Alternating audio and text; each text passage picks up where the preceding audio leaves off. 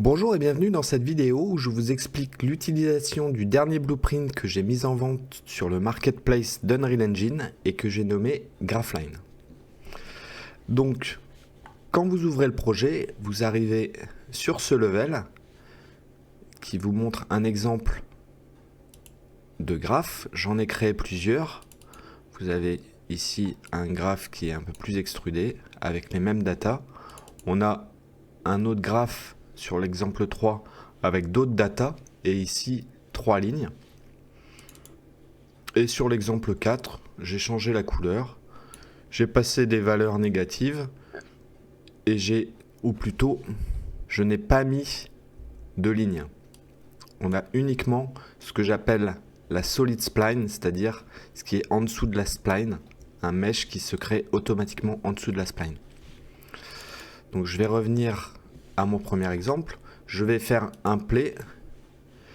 On a ici un play auto sur l'animation et on voit que le graphe se construit.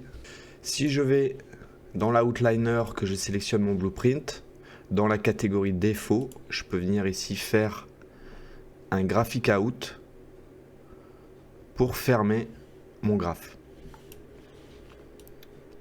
Donc ce graphe se construit à partir de 3 databases. Pourquoi 3 databases ?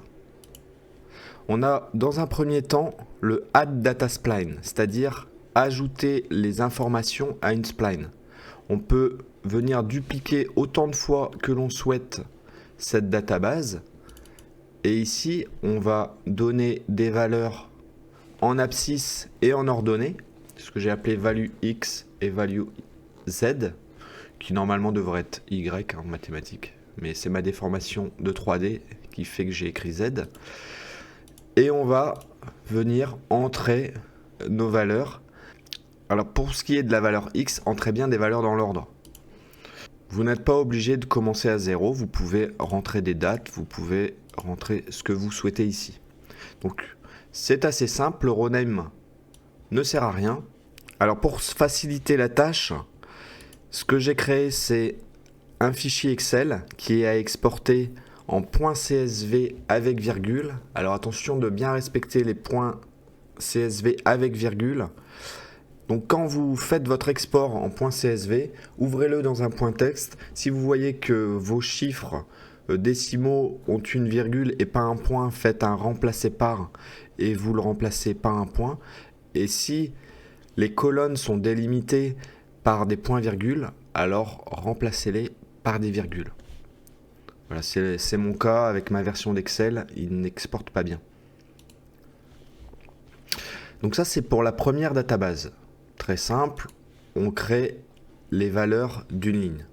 Pour la seconde database, que j'ai appelée dtgraph, qui est dans ce dossier configure spline, ici vous allez renseigner la spline que vous voulez afficher sur votre graphique, ainsi que plusieurs paramètres. Donc pour ajouter une spline, vous faites un add, vous allez chercher la spline que vous souhaitez, voilà, donc ici j'en ai pas besoin, et vous ajoutez les paramètres. Est-ce que vous voulez voir la ligne ou uniquement ce que j'ai appelé solid spline? Donc display solid spline ou display spline. Donc la fameuse spline, la couleur de la spline, la couleur du solid spline. Est-ce que vous voulez afficher les labels? Qu'est-ce que vous voulez écrire dans vos labels? Ensuite, ce que j'ai appelé box label, c'est-à-dire le background ou le cartouche du label. Et vous avez également la possibilité de faire des offsets pour déplacer vos labels.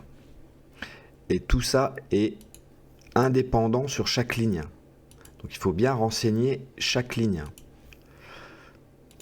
Une fois que vous avez rentré toutes les informations ici, vous avez une troisième database qui renseigne tous vos graphiques. Donc ici, c'est mon graphique 1. Pour cette database, le rowname est important. Alors le rowname, on ne le retrouve pas ici dans le formulaire.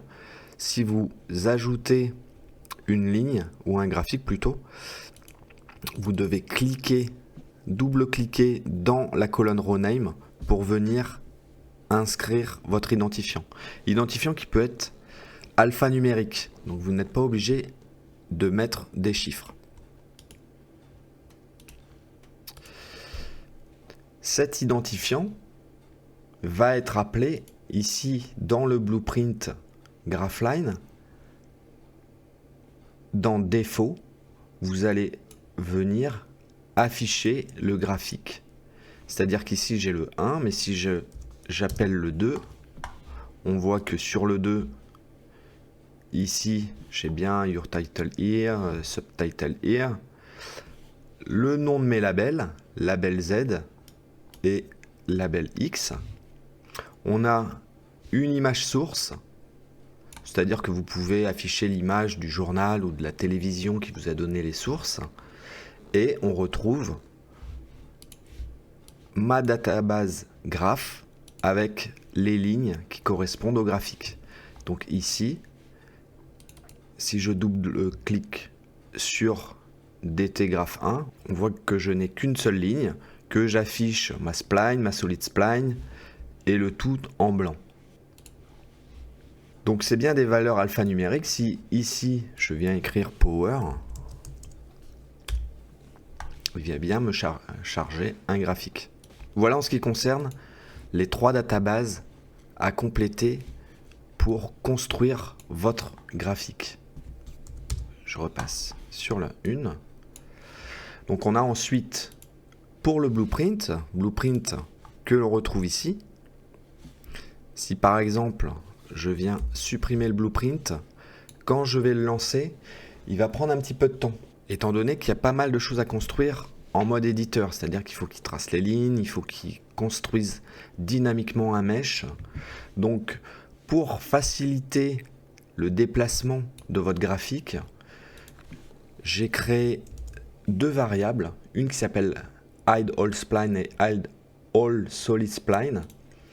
Vous les cochez et là vous allez pouvoir simplement déplacer votre graphique, venir le tourner ou alors venir l'agrandir.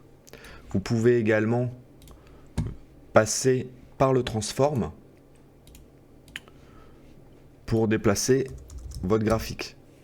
Si vous ne souhaitez pas masquer la spline et la solid spline. Une fois que vous avez déplacé, vous pouvez les décocher. Donc on va maintenant regarder les options du blueprint. Donc si vous sélectionnez le blueprint et que vous allez dans Detail, vous allez trouver les options d'animation, défaut, title, axis, base, background, source, spline, subtitle, solid spline. Et ensuite ce sont des options qui concernent Unreal. Donc pour commencer, défaut, on a vu le Graph ID. On voit en dessous le scale X que l'on peut venir redimensionner le graphique, aussi bien en X qu'en Z. On va pouvoir le décaler, par exemple, sur la droite. On voit que la base s'adapte. Même chose dans la largeur. Si par exemple ici je viens mettre 50, on voit que le graphique s'est décalé, il s'est bien centré sur la base. Et on va pouvoir également le faire sur la hauteur. Si je viens entrer 30, le graphique est monté. En fait, il y a un redimensionnement automatique, c'est-à-dire que le blueprint va rechercher la valeur minimum. Si ici en Offset All Spline, vous restez le Z à 0, la valeur minimum sera au sol, au niveau du sol. Même chose pour les abscisses. Si vous entrez des dates par exemple en abscisse, il faut que en entrant 2000 par exemple, le 2000 se retrouve à 0 ici. Donc on a bien un redimensionnement de l'ensemble du graphique. On a également ici une option qui s'appelle Use X Axis. Si vous entrez 2001, 2002 et ensuite 2010, forcément votre 2010 sera beaucoup plus loin. Cette option permet de ne pas prendre en compte l'axe des X. Voilà. Elle existe, je suis pas sûr qu'elle soit très utilisée, mais elle existe. Ensuite, avant de voir les options d'animation, on va voir les autres options. Par exemple, ici le title, on peut afficher le title, on peut jouer sur sa taille, sur son extrude, son bevel, c'est-à-dire l'arrondi des angles du texte. On va pouvoir le déplacer, le title, en créant un offset, aussi bien en position qu'en rotation. On va jouer ensuite sur sa couleur, sachant que dans les couleurs, pour le titre, étant donné que l'animation utilise l'opacité, il faut garder une des couleurs opacity. Voilà. On va voir les matériaux ensuite. Pareil pour la box title, est-ce qu'on souhaite l'afficher ou non? Et ici, on va pouvoir, par exemple, changer la couleur. Ce sera les mêmes options pour le subtitle, qui est ici. Exactement les mêmes options, où on va pouvoir donc le grossir, le déplacer, changer la couleur. En ce qui concerne les axes, on va pouvoir par exemple masquer les axes ou les afficher. On va pouvoir afficher ou non les labels d'axes. Si vous ne souhaitez afficher que l'axe X ou que l'axe Z, vous pouvez le faire ici en sélectionnant l'axe que vous souhaitez.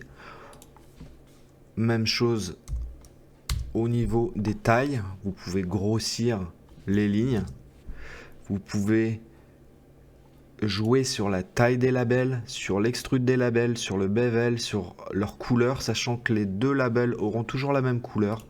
On pourrait ici le passer en jaune par exemple.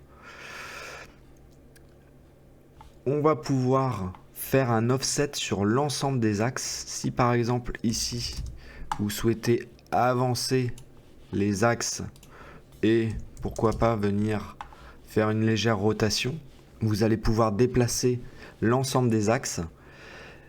Et étant donné que ici les axes sont trop grands, vous allez pouvoir venir les redimensionner.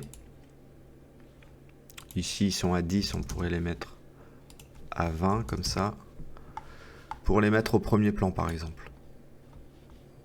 On pourrait également venir les poser sur le socle en ajoutant ici un offset. Vous aurez ensuite la couleur des axes. Ici j'ai gardé rouge pour l'axe X et bleu pour l'axe Z. En ce qui concerne la base, on va pouvoir masquer la base. On va pouvoir augmenter sa hauteur. Et on va pouvoir jouer sur sa profondeur, c'est-à-dire ajouter de la profondeur. Même chose, on peut jouer sur la couleur. On a ensuite une option de background, où on va pouvoir afficher un background en arrière-plan, mais également un background sur la gauche, ici. Donc notre graphique va être encadré par ces deux backgrounds.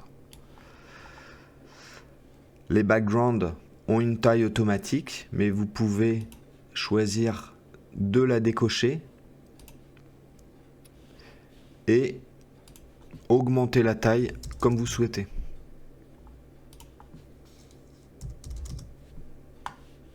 Voilà, je vais réinitialiser.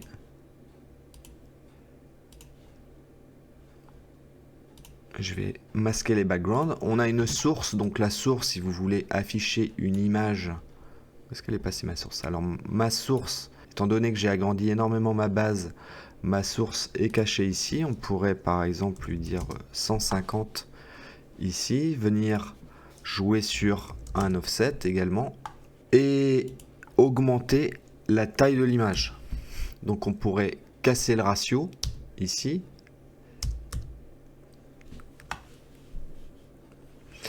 Sachant qu'une texture, vous allez venir drag and dropper les images que vous souhaitez, le blueprint va prendre en compte le ratio pour la taille.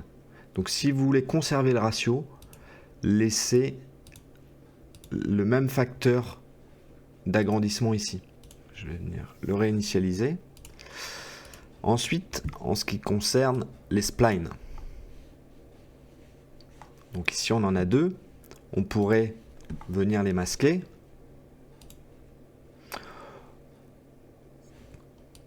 On va ensuite regarder les options d'animation. Je vais réinitialiser la hauteur de ma base. Les splines, si on appuie sur BP Graphline et que ensuite on vient faire un play, les splines ne sont pas les mêmes entre le mode éditeur où on a un mesh qui vient se construire et le mode play, le runtime. C'est-à-dire qu'en runtime, j'utilise des particules. Donc on a un spawn rate, c'est-à-dire le nombre de particules émises. On a la taille de la particule et on a sa durée de vie. Par exemple, ici, on voit que on se retrouve avec des petits points. Si je ferme mon graphique, que je viens... Alors quand il ferme mon graphique, je défocus de mon blueprint. Si je viens ici augmenter à 600 par exemple, et ici la taille des particules à 2, quand je vais faire mon play, on voit que j'ai une ligne bien droite et un trait un peu plus gros. Donc le subtitle, on l'a vu, ce sont les mêmes options que le title. Ensuite, la solid spline, même chose, on peut choisir de tout masquer. J'appuie sur G ici pour ne plus afficher les options du game mode. Et ici, on peut jouer sur la taille de l'extrude. Si je mets 30, on voit que je viens d'extruder un peu plus ma solid spline. Donc voilà pour toutes les options, mis à part les options d'animation du graphique. Pour les options d'animation que l'on trouve ici, donc on a vu l'autoplay que je dois mettre pour le marketplace pour qu'il se passe quelque chose quand on appuie sur play par défaut. Je vous invite à décocher cette case. Vous avez ensuite une option qui s'appelle Play Step by Step. Avec cette option, vous allez pouvoir afficher les courbes les unes après les autres. On va le voir tout de suite. Je vais cocher l'option et on va voir que ici, on a l'anime duration, c'est-à-dire en combien de temps se trace mon graphique, une spline, le délai. Si on n'est pas en option Step by Step, quel est le délai entre l'affichage des différentes splines. Je vais vous faire un exemple également après. Et ici, l'animation de la base, je vais la réduire à 1. Et on va voir tout de suite l'option Step by Step. Je fais un play, je focus, je fais un graphic in. Donc ici, on vient d'afficher l'ensemble des éléments. Alors j'ai ma source qui n'est pas très bien placée. Je vais devoir faire un next spline pour afficher la première spline, un next spline pour afficher la deuxième. Je pourrais enlever une spline ou la remettre et je vais faire un graphic out pour tout enlever.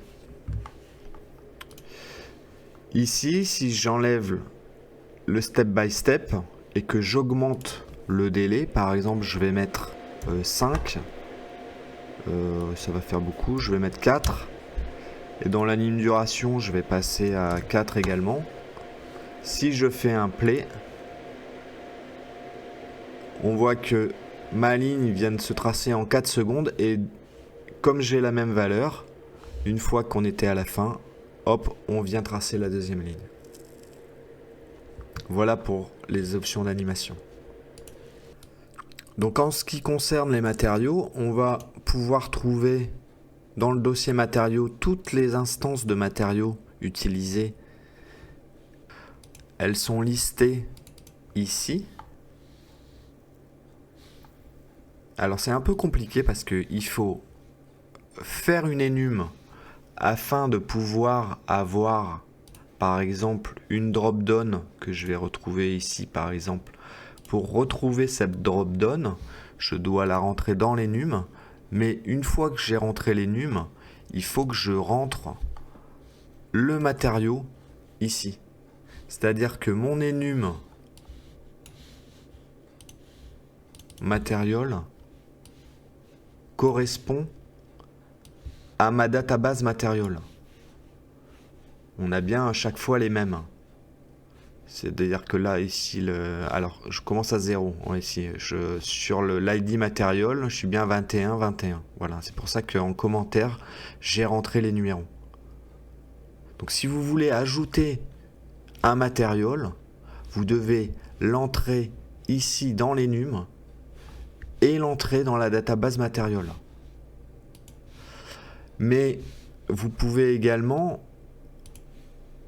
venir modifier les instances. Si par exemple vous voulez, le bleu ne vous plaît pas ici, vous pouvez venir le changer ici. Alors en l'occurrence ici sur ma solid spline qui est là, mon bleu correspond à l'opacité qui est ici et vous pouvez venir jouer sur l'émissive,